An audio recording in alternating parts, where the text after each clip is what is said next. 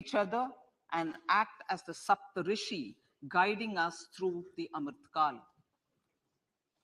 Inclusive development, reaching the last mile, infrastructure and investment, unleashing the potential, green growth, youth power, and financial sector. I now speak on the priority number one, inclusive development. The government's philosophy of Sabka Saath, Sabka Vikas has facilitated inclusive development covering in specific farmers, women, youth, OBCs, scheduled castes, scheduled tribes, Divyangjan, and economically weaker sections, and overall priority for the underprivileged. Vanchiton ko variyata. There has also been a sustained focus on Jammu Kashmir, Ladakh, and the Northeast. This budget builds on those efforts. Digital public infrastructure for agriculture.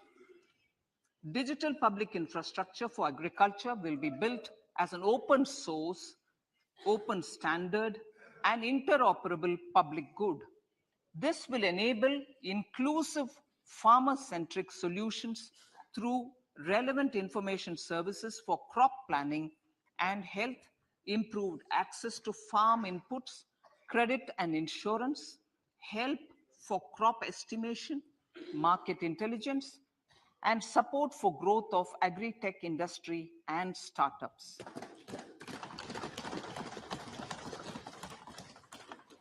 An agriculture accelerator fund. An agriculture accelerator fund will be set up to encourage agri startups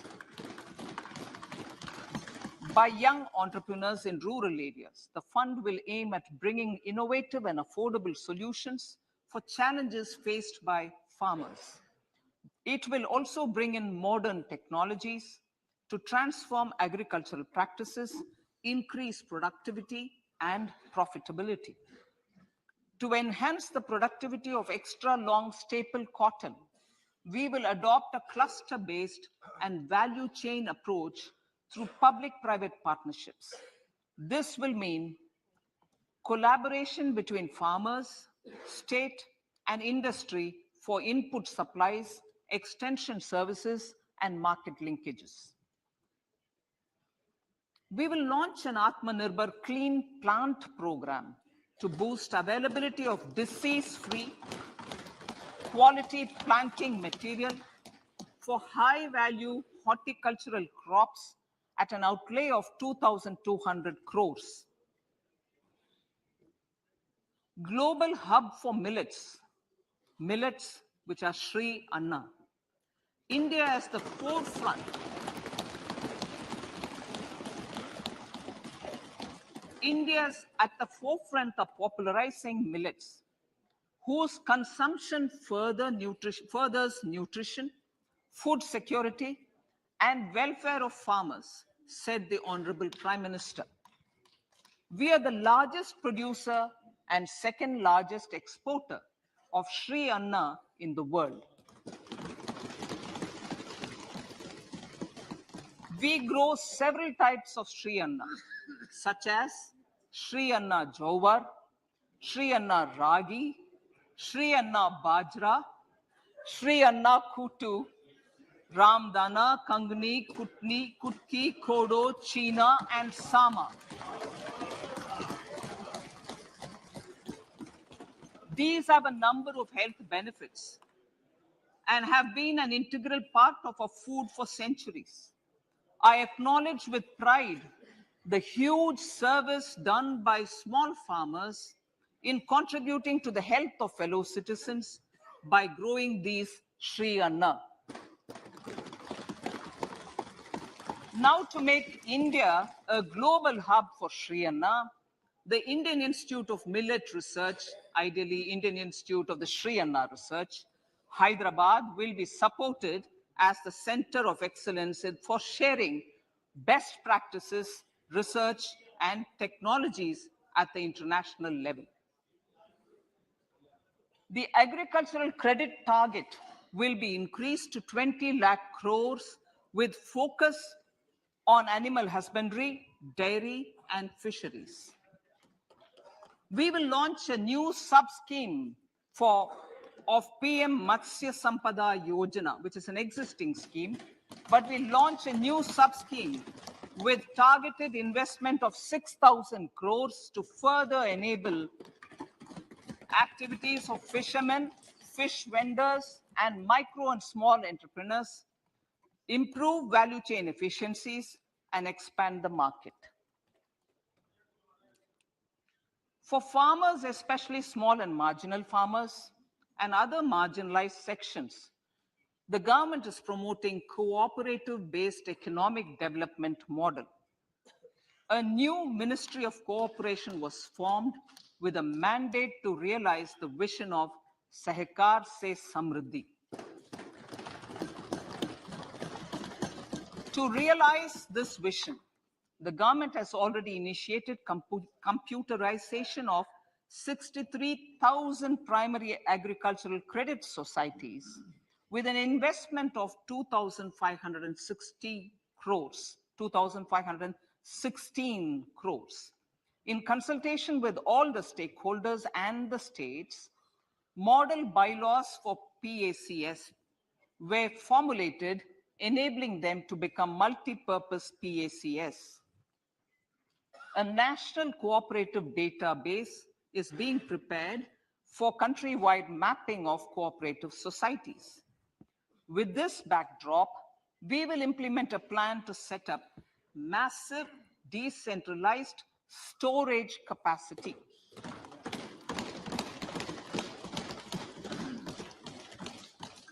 This will help farmers store their produce and realize remunerative prices through sale at appropriate times. The government will also facilitate setting up of a large number of multi-purpose cooperative societies, primary fishery societies, and dairy cooperative societies in uncovered panchayat and villages in the next 5 years.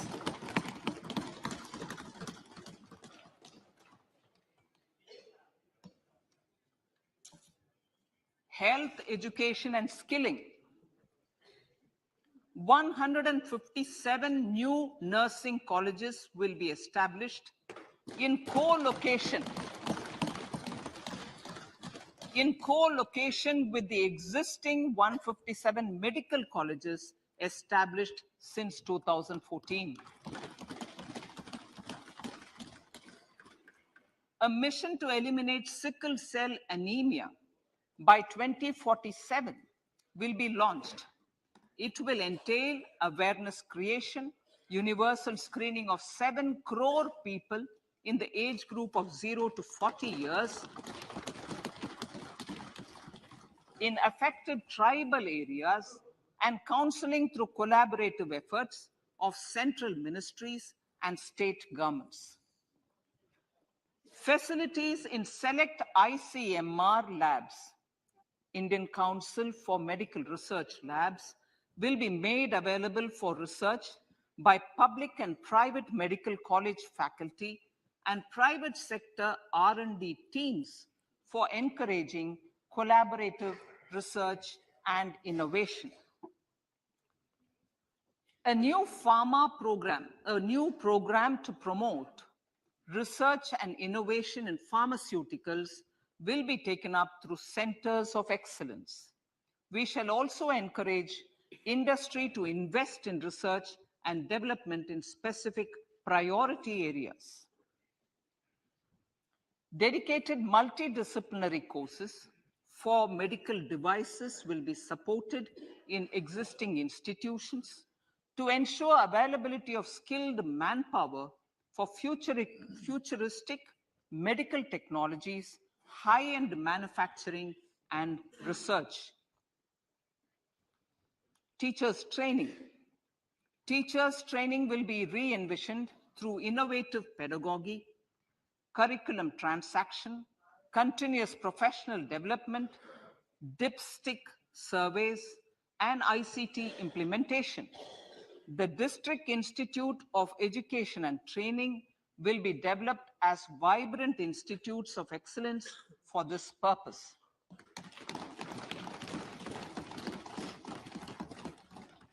National Digital Library for Children and Adolescents. A National Digital Library for Children and Adolescents will be set up for facilitating availability of quality books across geographies, languages, genres, and levels, and device-agnostic accessibility. States will be encouraged to set up physical libraries for them at panchayat and ward levels and provide infrastructure for accessing the National Digital Library resources. Additionally, to build a culture of reading and to make up for pandemic time learning loss, the National Book Trust, the Children's Book Trust, and other sources will be encouraged to provide and replenish non-curricular titles in regional languages and in English to these physical libraries.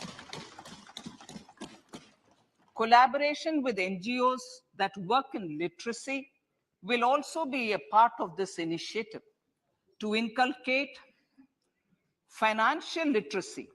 Financial sector regulators and organizations will be encouraged to provide age-appropriate reading material to these libraries. I move to priority 2, reaching the last mile. Prime Minister Vajpayee's government had formed the Ministry of Tribal Affairs and the Department of Development of Northeast Region to provide a sharper focus to the objective of reaching the last mile. Our government has formed the ministries of Ayush, Fisheries, Animal Husbandry and Dairying, Skill Development, Jal Shakti, and Cooperation. Building on the success of the Aspirational Districts program, the government has recently launched the Aspirational Blocks program, covering 500 blocks for saturation of essential government services across multiple domains such as health, nutrition, education, agriculture, water resources, financial inclusion, skill development, and basic infrastructure. Manya Speaker, sir, Pradhan Mantri PVTG, which is Primitive Vulnerable Tribal Groups Development Mission, is being launched. To improve socio-economic conditions of the particularly vulnerable tribal groups, the PVTGs as we refer them to, Pradhan Mantri PVTG Development Mission will be launched. This will saturate PVTG families and habitations with basic facilities such as safe housing, clean drinking water and sanitation, improved access to education, health, nutrition, road and telecom connectivity, and sustainable livelihood opportunities.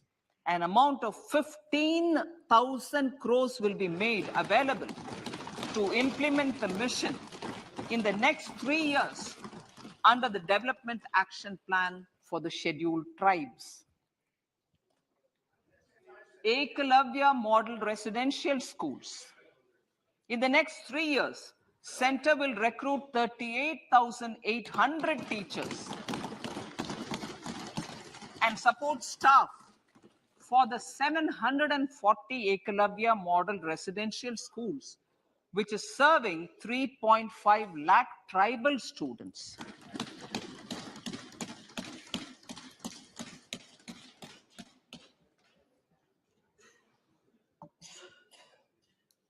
In the drought-prone central regions of Karnataka, central assistance of 5,300 crore will be given to Upper Bhadra project to provide sustainable micro irrigation and filling up of surface tanks for drinking water. PM Awas Yojana. The outlay for PM Awas Yojana is being enhanced by 66% to over 79,000 crores. Bharat Shared Repository of Inscriptions will be set up in a digital epigraphy museum with digitization of 1 lakh ancient inscriptions in the first stage. Support for poor prisoners. For poor persons who are in prisons and unable to afford the penalty or the bail amount, required financial support will be provided.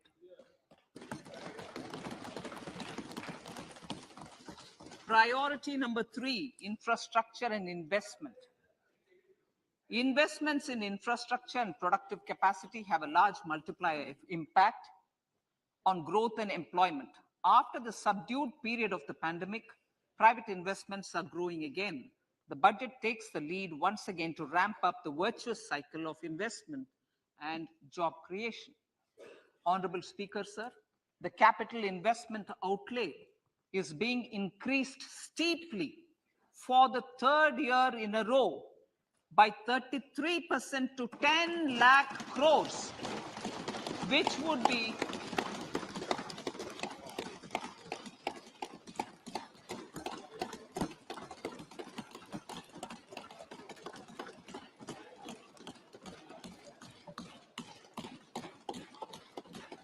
which would be 3.3% of GDP. This will almost be 3 times the outlay made in 2019-20.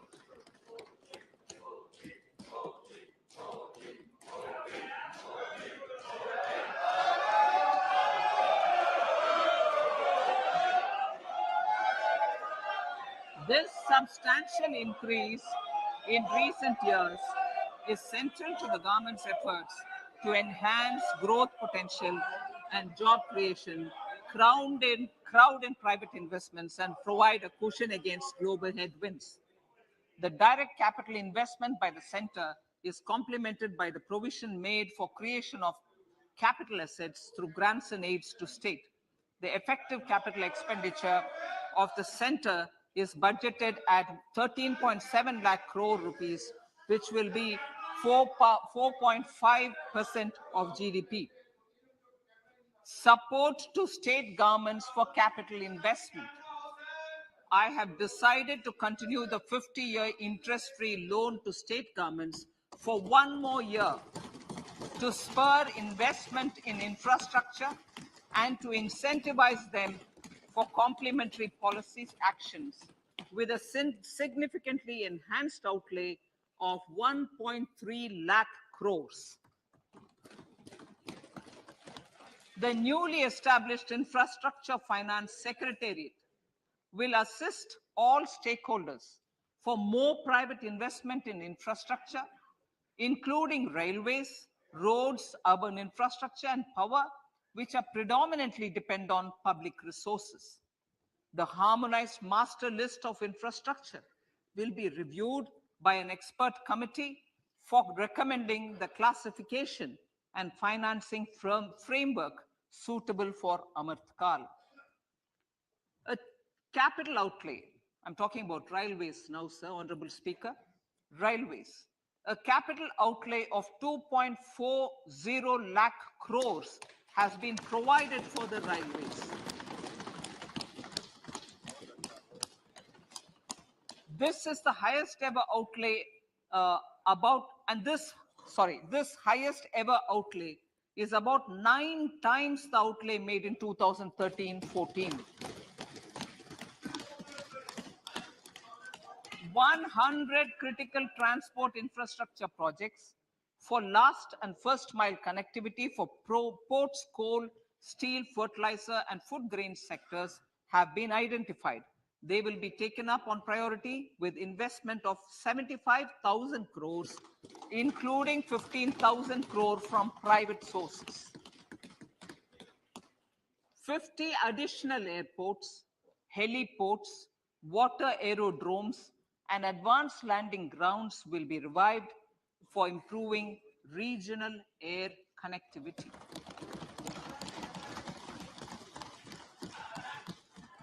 Sustainable cities for tomorrow.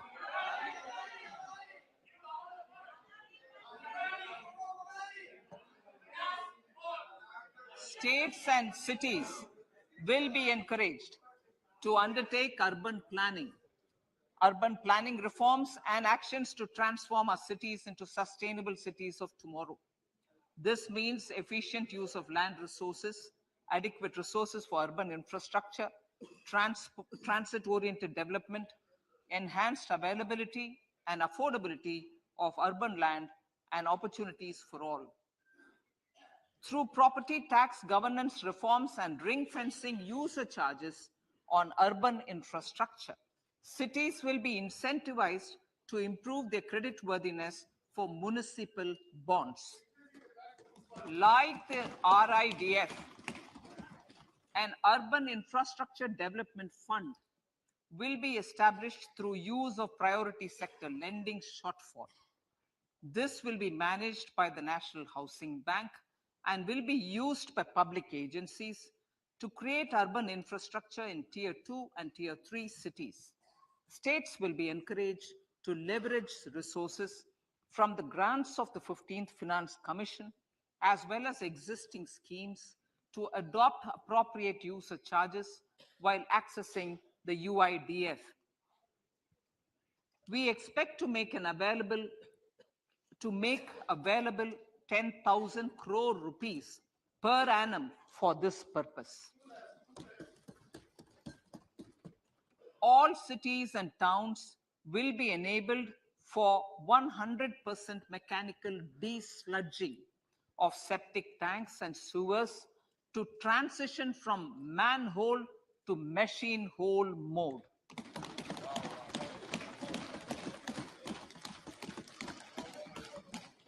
Enhanced focus will be provided for scientific management of dry and wet waste. Honorable Speaker, sir, our Prime Minister had said, good governance is the key to a nation's progress. Our government is committed to providing a transparent and accountable administration which works for the betterment and welfare of common citizens. Mission Karma Yogi. Under Mission Karma Yogi, center, states, and the union territories are making and implementing capacity building plans for civil servants.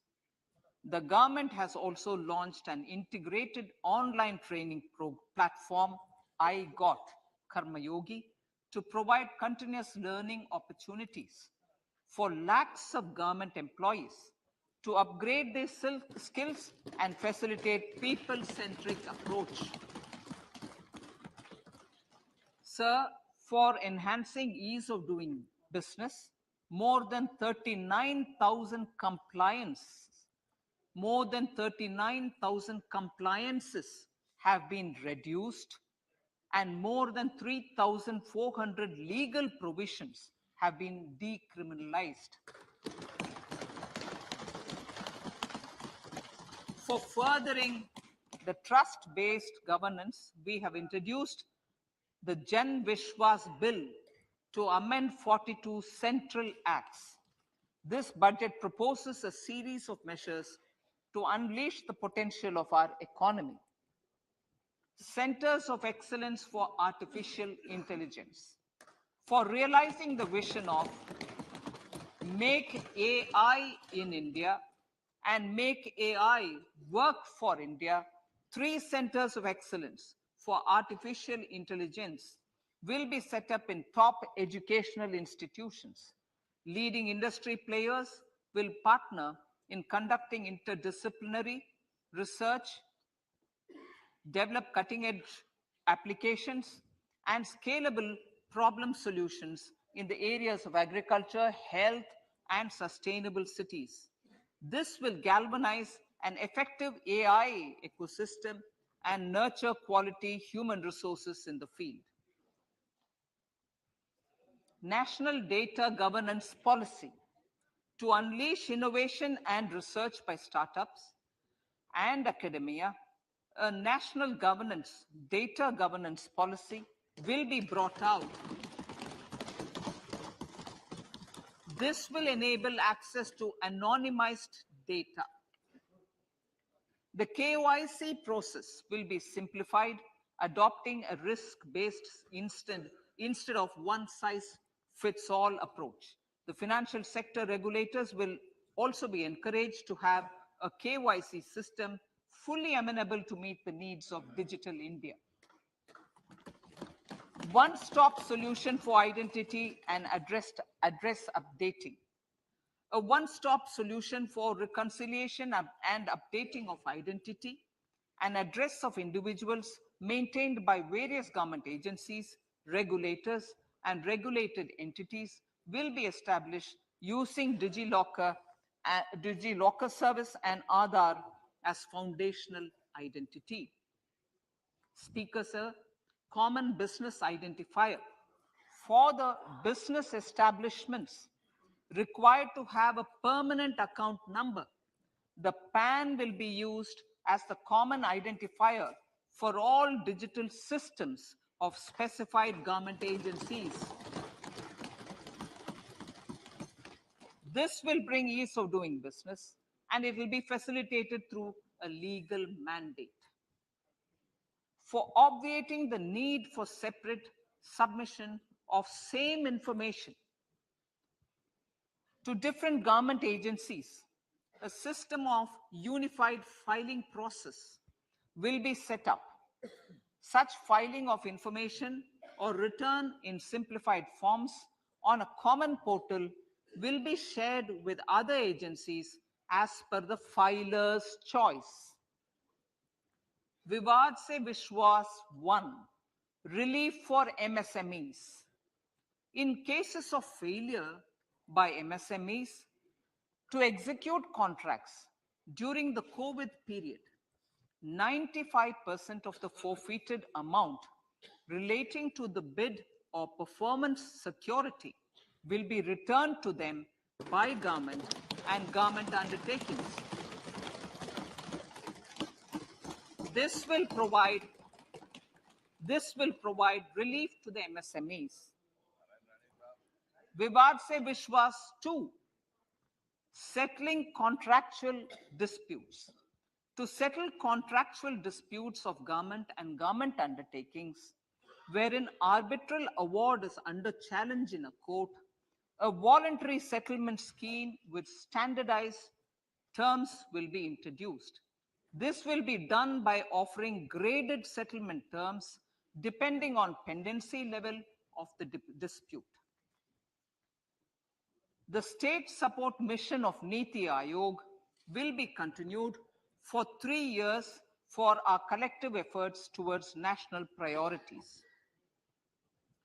Result-based financing. To better allocate scarce resources for competing development needs, the financing of select schemes will be changed on a pilot basis from input-based to result-based. E-courts. For efficient administration of justice, phase 3 of e-courts projects phase 3 of the e-courts project will be launched with an outlay of 7,000 crores. Fintech services in India have been facilitated by our digital public infrastructure, including Aadhaar, PM Jan Dhan Yojana, Video, KYC, India Stack, and UPI. To enable more fintech innovative services, the scope of documents available in DigiLocker for individuals will be expanded. An entity DigiLocker will be set up for the use by MSMEs, large businesses, and also charitable trusts. This will be towards storing and sharing documents online securely whenever needed with various authorities, regulators, banks, and other business entities. 5G services. 100 labs for developing applications using 5G services will be set up in engineering institutions.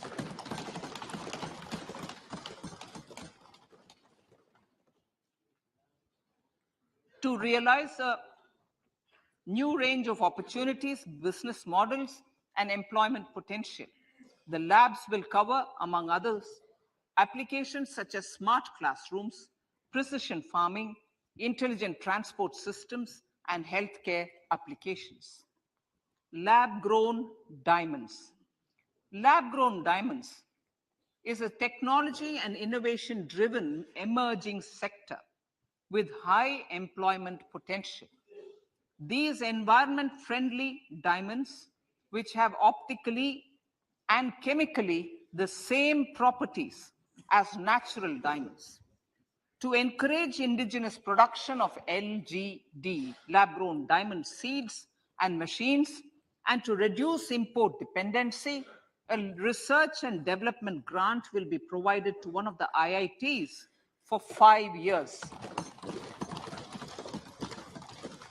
To reduce the cost of production, a proposal to review the custom duty on LGD seeds will be indicated in Part B of the speech. I come to the fifth priority, Honorable Speaker, sir, green growth. Honorable Prime Minister has given a vision for life or lifestyle for environment to spur a movement of environmentally conscious lifestyle. India is moving forward firmly for the Panchamrit, the net zero carbon emission by 2070 to usher in green industrial and economic transition. This budget builds on our focus on green growth. The recently launched National Green Hydrogen Mission, with an outlay of 19,700 crores, will facilitate transition of the economy to low carbon intensity, reduce dependence on fossil fuel imports, and make the country assume technology and market leadership in this sunrise sector. Our target is to reach an annual production of 5 MMT by 2030. Energy transition. This budget provides for 35,000 crores for priority capital investment towards energy transition and net zero objectives and energy security by Ministry of Petroleum and Natural Gas. To steer the economy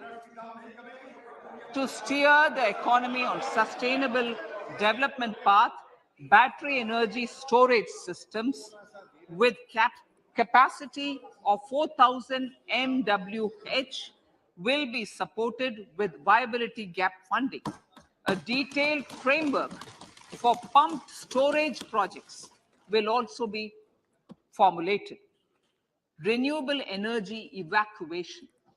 The interstate transmission system for evacuation and grid integration of 13 gigawatt renewable energy from Ladakh will be constructed with investment of 20,700 crores, including central support of 8,300 crores. Green Credit Program. For encouraging behavioral change, a green credit program will be notified under the Environment Protection Act. This will incentivize environmentally sustainable and responsive actions by companies, individuals, and local bodies, and help mobilize additional resources for such activities. PM Program for Restoration, Awareness, Nourishment, and Amelioration of Mother Earth, PM Pranam, will be launched to incentivize states and union territories to promote alternative fertilizers and balanced use of chemical fertilizers. Gobardhan Scheme. 500 new waste to wealth plants under Gobardhan, galvanizing Organic Bio-Agro Resources Dhan, Gobardhan scheme will be established for promoting circular economy. These will include 200 compressed biogas plants, including 75 plants in urban areas, and 300 community or cluster-based plants at a total investment of 10,000 crores. I will refer to this in Part B also. In due course, a 5% CBG mandate will be introduced for all organizations marketing natural and biogas. For collection of biomass and distribution of biomanure, appropriate fiscal support will also be provided. Bharatiya Prakritik Kheti Bio-Input Resource Centers. Over the next 3 years, we will facilitate 1 crore farmers to adopt natural farming. For this, Honorable Speaker, 10,000 bio-input resource centers will be set up, creating a national level distributed micro-fertilizer and pesticide manufacturing network. Mishti.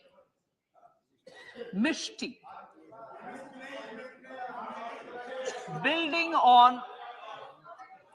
on India's success in afforestation, mangrove initiative for shoreline habitats and tangible incomes, Mishti, will be taken up for mangrove plantation along the coastline and on salt pan lands wherever feasible through convergence between Manrega, Campa Fund and other sources.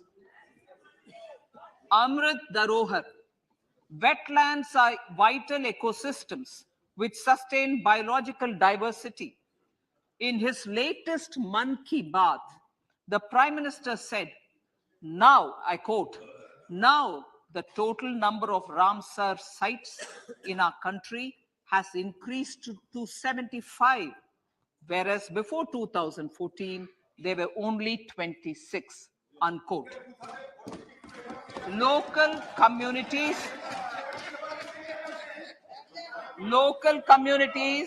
have always been at the forefront of conservation efforts. The government will promote their unique conservation values through Amrit Dharohar, a scheme that will be implemented over the next 3 years to encourage optimal use of wetlands and enhance biodiversity, carbon stock, ecotourism opportunities, and income generation for local communities. Coastal shipping. Coastal shipping will be promoted as the energy efficient and lower cost mode of transport, both for passengers and freight, through PPP mode with viability gap funding. Vehicle replacement. Vehicle replacement is an important continuing policy, replacing the old political,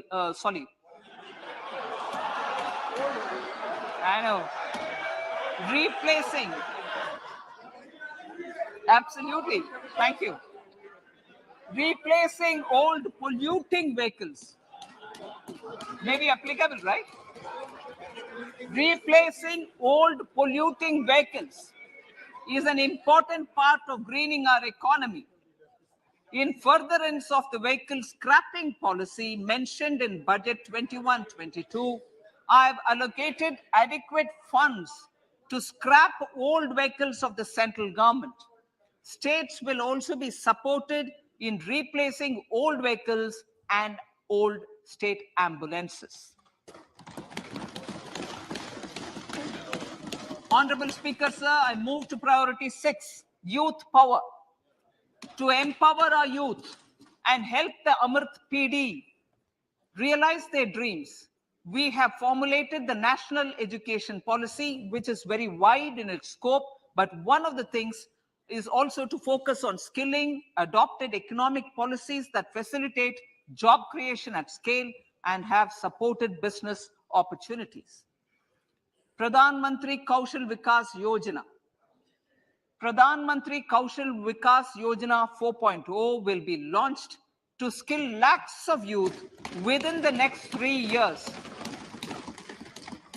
On-job training, industry partnership, and alignment of courses with needs of industry will be emphasized. The scheme will also cover new age courses for Industry 4.0 like coding, AI, robotics, mechatronics, IoT, 3D printing, drones, and other soft skills. To skill youth for international opportunities, 30 Skill India International Centers will be set up across different states.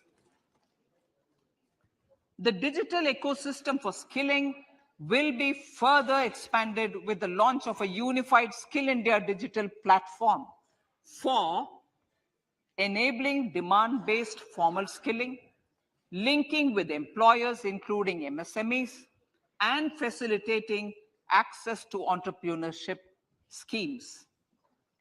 To provide stipend support to 47 lakh youths in 3 years, direct benefit transfer under a pan-India national apprenticeship promotion scheme will be rolled out. Tourism. Honorable Speaker, sir, with an integrated and innovative approach, at least 50 destinations will be selected through challenge mode. In addition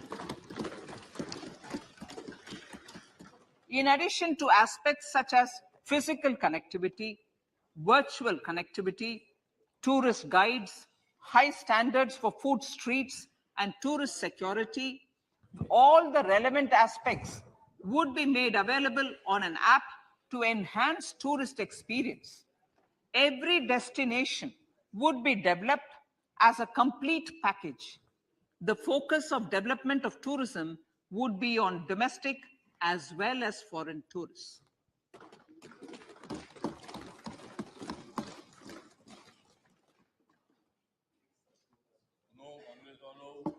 Sector-specific skilling and entrepreneurship development will be dovetailed to achieve the objectives of Dekho Apna Desh initiative.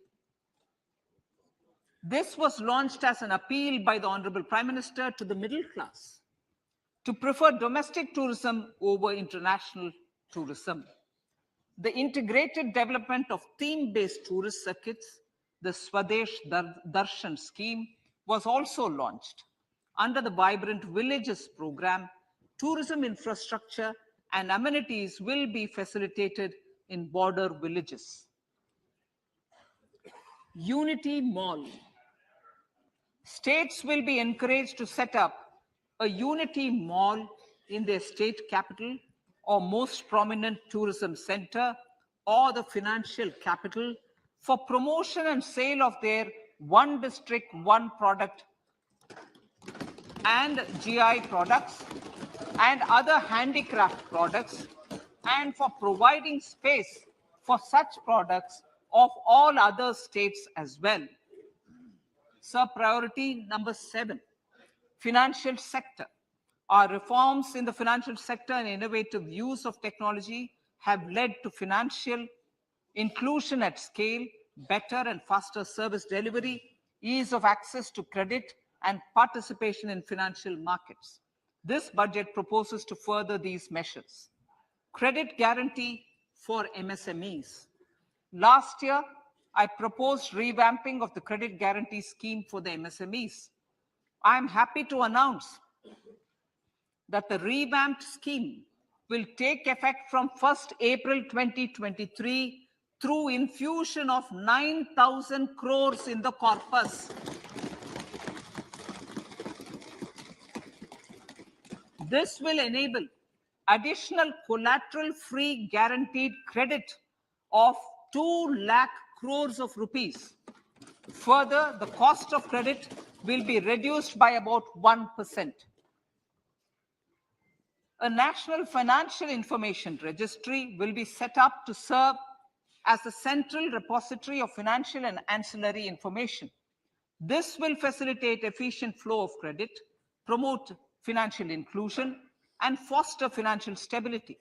A new legislative framework will govern this credit public infrastructure and will be designed in consultation with the RBI.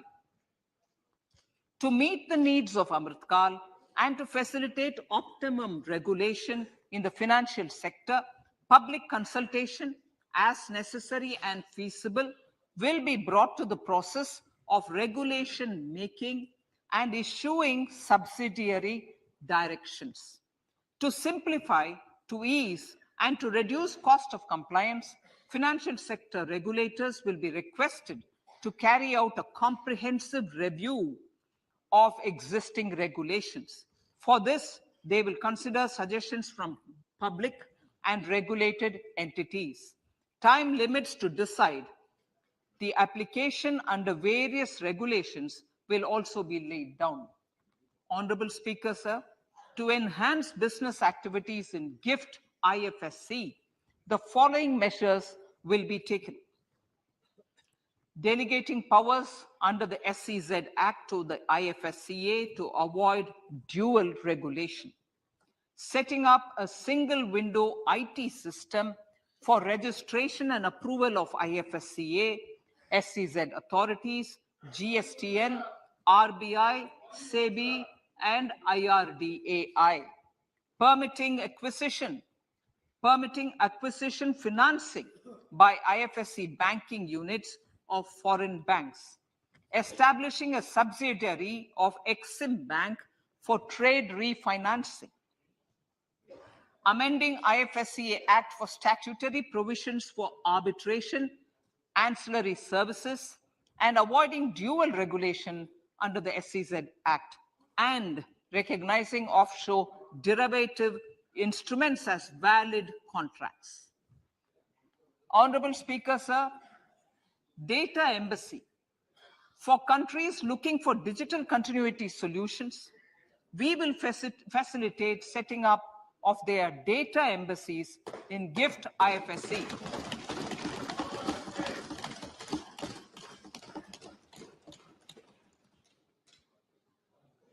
Improving governance and investor protection in banking sector. To improve bank governance and enhance investors' protection, certain amendments to the Banking Regulation Act, the Banking Companies Act, and the Reserve Bank of India Act are being proposed. Capacity building in securities market. Honorable Speaker, sir, to build capacity of functionaries and professionals in the securities market, SEBI will be empowered to develop, regulate, maintain, and enforce norms and standards for education in the National Institute of Securities Markets and to recognize award of degrees, diplomas, and certificates. A central processing center will be set up for faster response to companies through centralized handling of various forms filed with field officers under the Companies Act. Reclaiming of shares and dividends. For investors to reclaim unclaimed shares and unpaid dividends from the Investor Education and Protection Fund Authority with ease, from the Investor Education and Protection Fund Authority with ease, an integrated IT portal will be established. Digital payments continue to find wide acceptance. In 2022, they show an increase of 76% in transaction and 91% in value.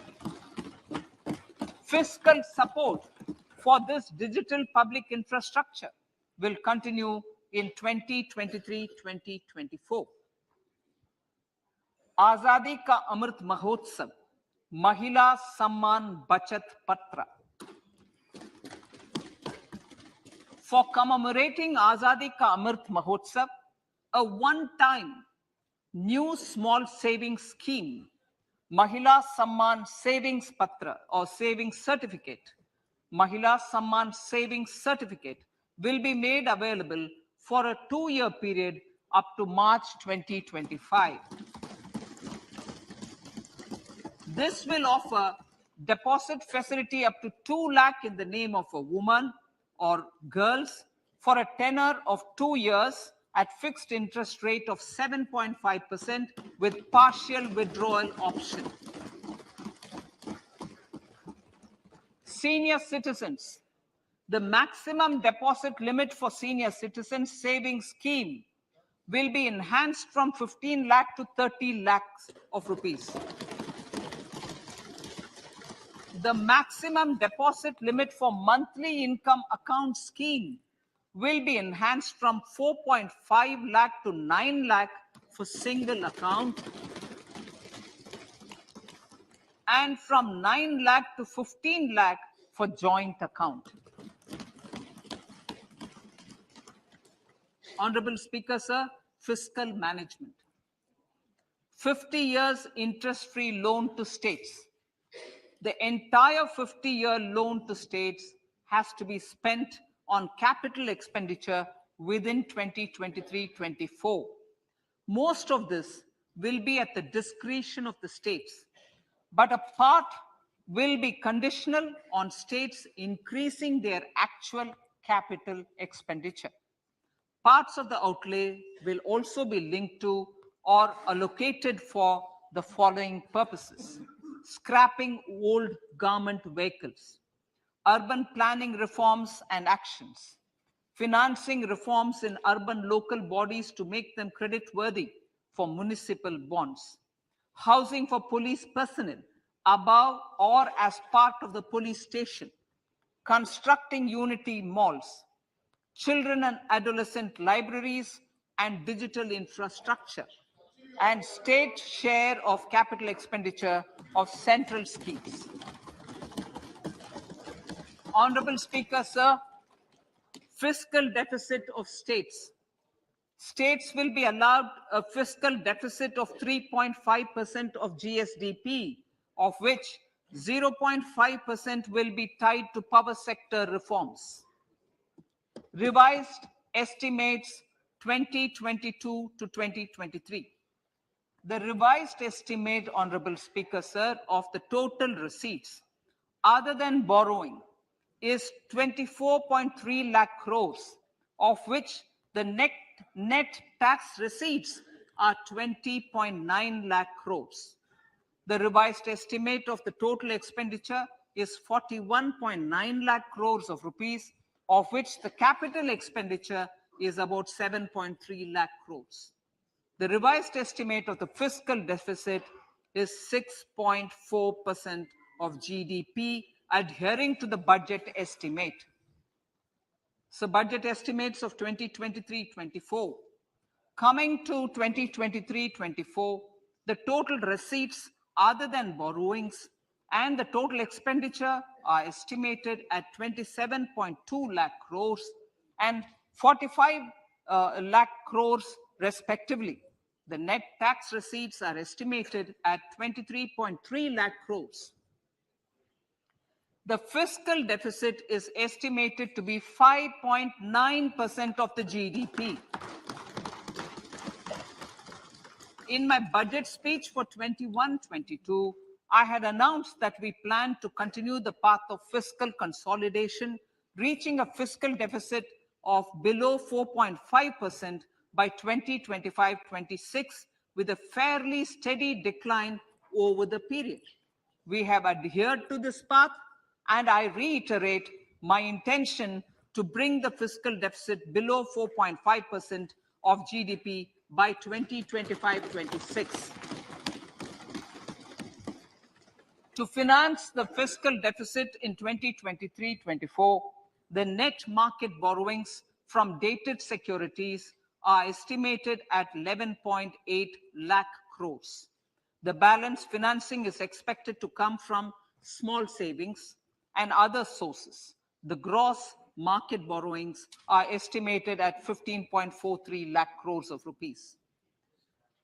Honorable Speaker, sir, I now move to Part B.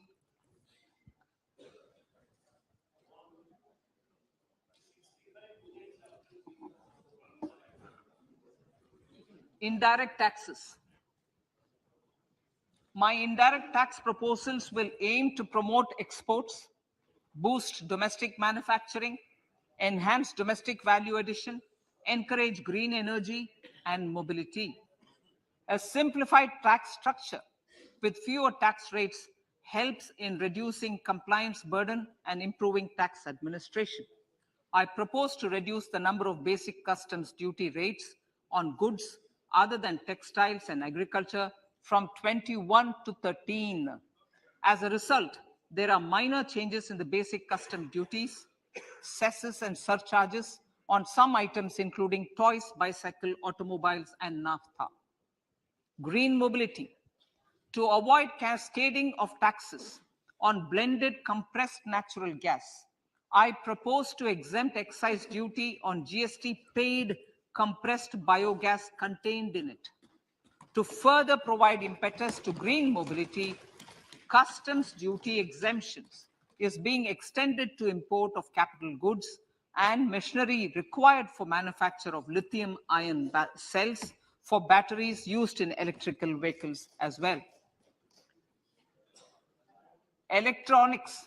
As a result of various initiatives of the government, including phased manufacturing program, mobile phone production in India has increased from 5.8 crore units valued at about 18,900 crore in 2014-15 to 31 crore units valued at 2,75,000 crore in the last financial year.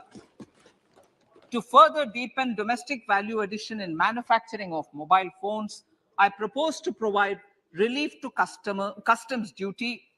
I propose to provide relief in customs duty on import of certain parts and inputs like camera lens and continue the concessional duty on lithium-ion cells for batteries for another year. Similarly, to promote value addition in manufacture of televisions, I propose to reduce the basic customs duty on parts of open cells of TV panels to 2.5%. Electrical. To rectify inversion of duty structure and encourage manufacturing of electric kitchen chimneys, the basic custom duty on electric kitchen chimney is being increased from 7.5% to 15%, and that on heat coils for these is proposed to be reduced from 20% to 15%. Chemicals and petrochemicals. Denatured ethyl alcohol is used in chemical industry. I propose to exempt basic customs duty on it. This will also support the ethanol blending program and facilitate an endeavor for energy transition. Basic customs duty is also being reduced on acid-grade fluorospar from 5% to 2.5% to make the domestic fluorochemicals industry competitive. Further, the basic customs duty on crude glycerin for use in manufacture of epichlorohydrin is proposed to be reduced from 7.5% to 2.5%.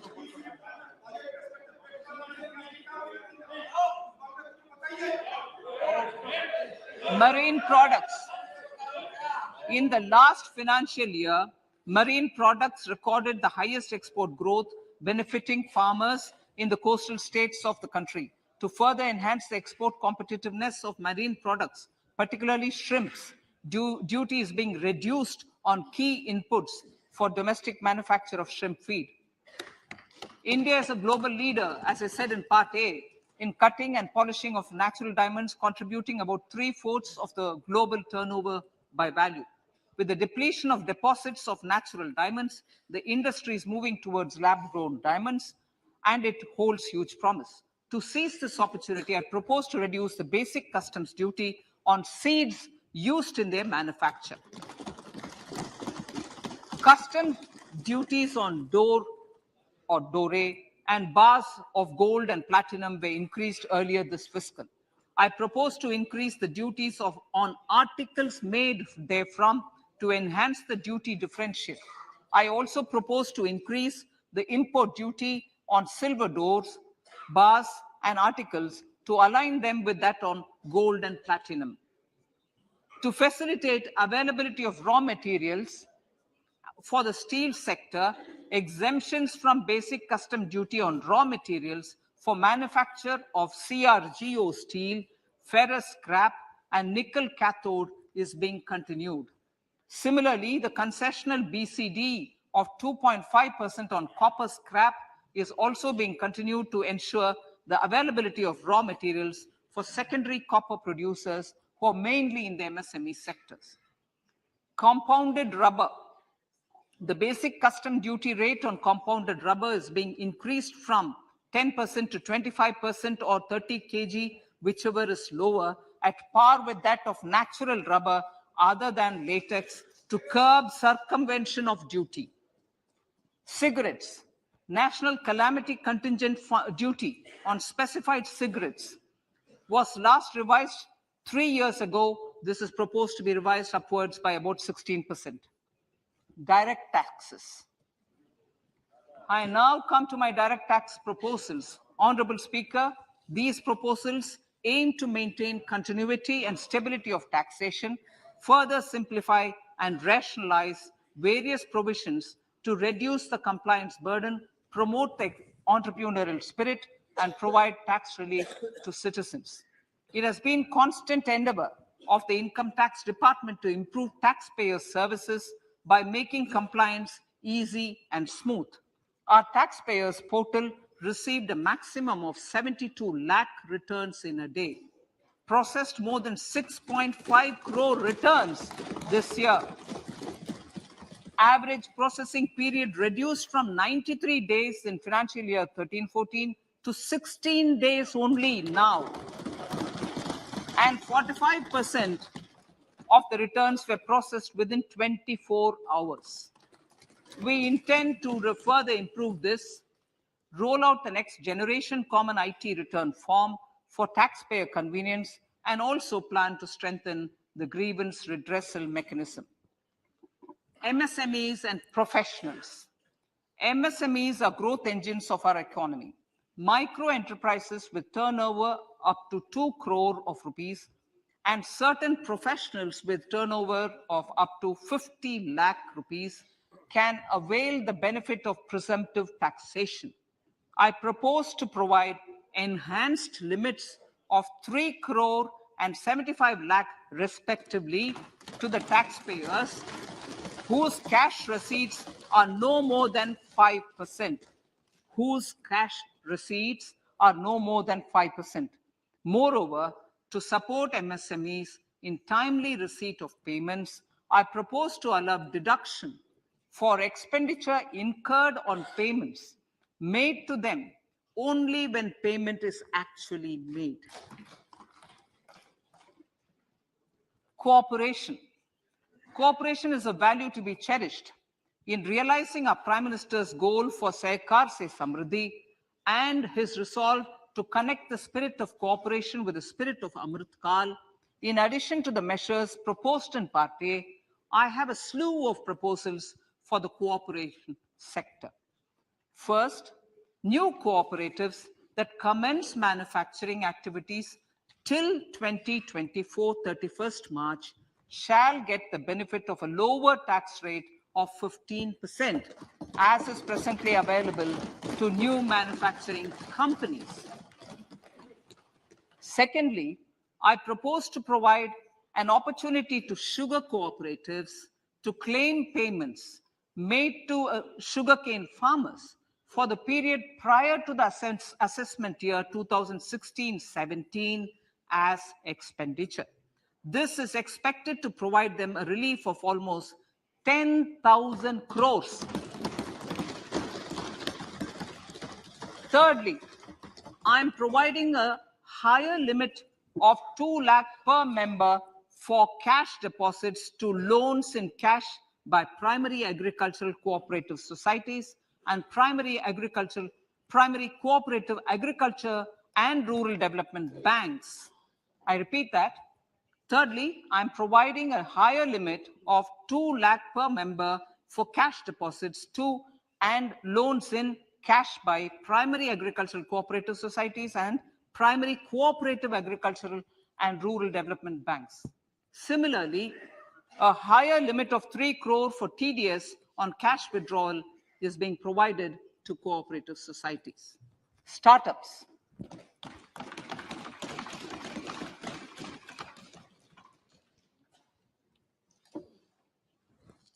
Entrepreneurship is vital for a country's economic development. We have taken a number of measures for startups and they have borne results. India is now the third largest ecosystem for startups globally and ranks second in innovation quality among middle-income countries. I propose to extend the date of incorporation for income tax benefits to startups from 31/3/2023 to 31/3/2024. I further propose to provide the benefit of carry forward of losses on change of shareholding of startups from 7 years of incorporation to 10 years.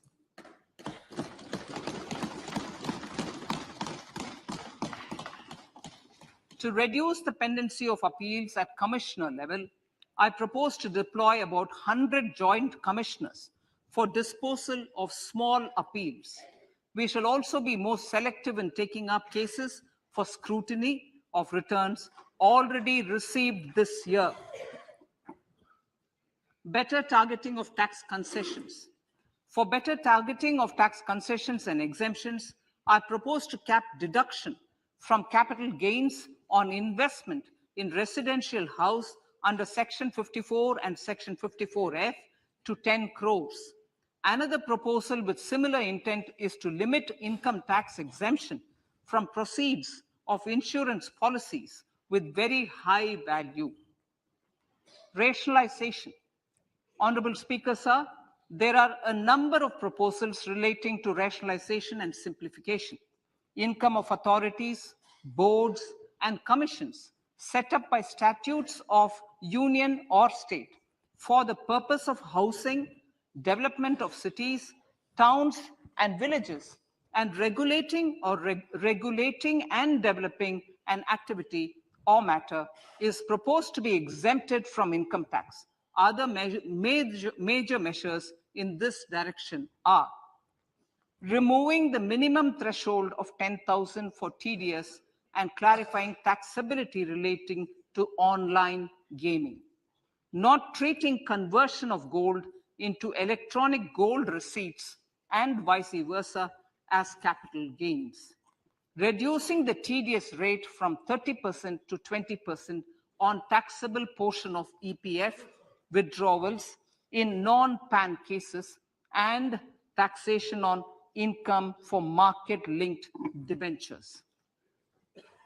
Other major proposals in the finance bill relate to the following: extension of period of tax benefits to funds relocating to IFSC, GIFT City till 31/3/2025, decriminalization under Section 276A of the Income Tax Act, allowing carry forward of losses on strategic disinvestment, including that of IDBI Bank, and providing EEE status to Agniveer Fund. Personal income tax.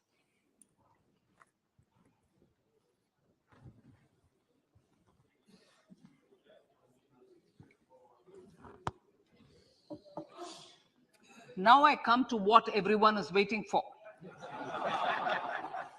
Personal income tax. I have 5 major announcements to make in this regard. These primarily benefit our hard-working middle class. The first one concerns rebate. Currently, those with income up to 5 lakh do not pay any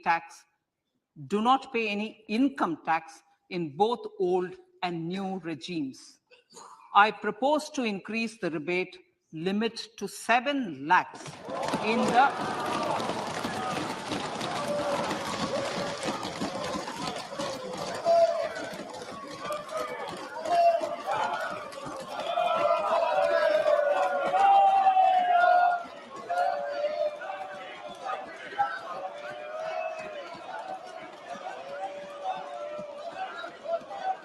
I propose to I propose to increase the rebate limit to 7 lakh in the new tax regime. Thus, persons in the new tax regime with income up to 7 lakhs will not have to pay any tax at all. The second proposal relates to middle-class individuals. I had introduced in the year 2020 the new personal income tax regime with 6 income slabs starting from 2.5 lakh. I propose to change the tax structure in this regime by reducing the number of slabs to 5 and increasing the tax exemption limit to 3 lakhs. The new tax rates are 0 to 3 lakh, nil. 3 to 6 lakhs, 5%. 6 to 9 lakhs, 10%. 9 to 12 lakh, 15%. 12 to 15 lakhs, 20%. And above 15 lakhs, 30%. This will provide major relief to all taxpayers in the new regime. An individual with an annual income of 9 lakhs will be required to pay only 45,000 rupees. This is only 5% of his or her income. It is a reduction of 25% on what he or she is required to pay now. That is 60,000. So in the place of 60,000, it is now only 45,000. Similarly, an individual with an income of 15 lakh rupees would be required to pay only 1.5 lakh or 10% of his income or her income, a reduction of 20% from the existing liability of 1,87,500 rupees.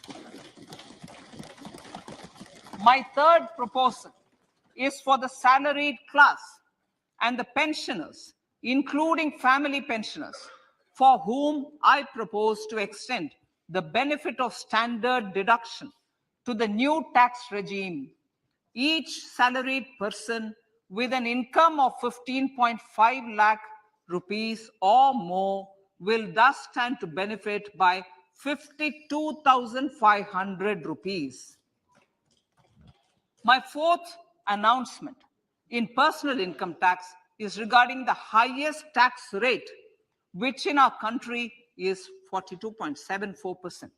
This is among the highest in the world. I propose to reduce the highest surcharge.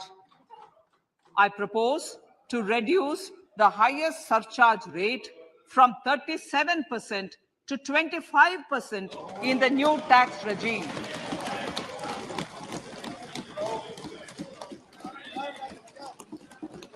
This would result in reduction of the maximum rate. This would result in the reduction of the maximum tax rate to 39%. Lastly, the limit of 3 lakh rupees for tax exemption on leave encashment on retirement of non-government salaried employees was last fixed in the year 2002, when the highest basic pay in the government was only 30,000 rupees per month. In line with the increase in the government salaries, I am proposing to increase this limit to 25 lakh rupees.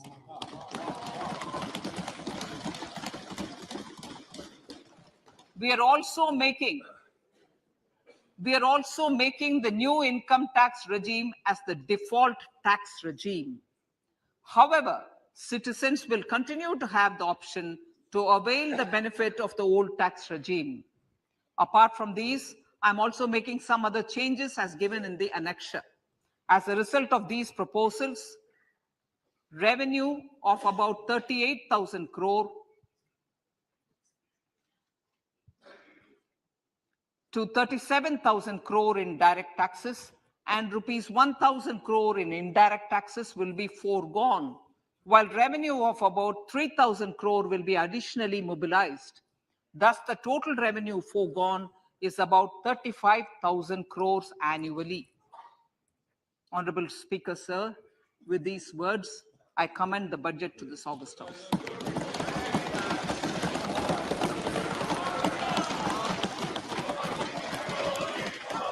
One more item number 1 माननीय item number 2 Shrimati Nirmala Sitharaman ji. Sir, with your permission, I lay on the table of the following statements. Under Section 3(1) of the Fiscal Responsibility Budget Management Act 2003, 1. Medium-term fiscal policy cum fiscal policy strategy statement and macroeconomic framework statement. माननीय सदस्यगण, जैसा कि आपको समाचार भाग 2 के माध्यम से पहले ही सूचित किया जा चुका है कि माननीय वित्त मंत्री जी के बजट भाषण की प्रतियां हार्ड कॉपी के रूप में उपलब्ध कराई गई है। आप बजट भाषण की अपनी अपनी प्रति प्रकाशन फलक से ले लें। आपको यह भी सूचित किया जाता है कि माननीय मंत्री द्वारा बजट प्रस्तुत किए जाने के पश्चात उसकी प्रतियां आपको मेंबर्स पोर्टल के माध्यम से उपलब्ध करा दी जाएगी। आइटम नंबर 3 माननीय मंत्री जी, वित्त मंत्री जी। Sir, with your permission, I rise to move for leave to introduce the Finance Bill 2023. प्रश्न ये कि विधेयक को पुनर्स्थापित करने की अनुमति प्रदान की जाए। जो सदस्य इसके पक्ष में हाँ कहें, जो सदस्य विरोध में ना कहें। मेरे विचार में निर्णय हाँ वालों के पक्ष में, हाँ वालों के पक्ष में। माननीय मंत्री जी विधेयक को पुनर्स्थापित करें। Sir, I introduce the bill. सभा की कार्रवाई कल गुरुवार दिनांक 2 फरवरी 2023 को प्राप्त 11 बजे तक के लिए स्थगित की जाती है।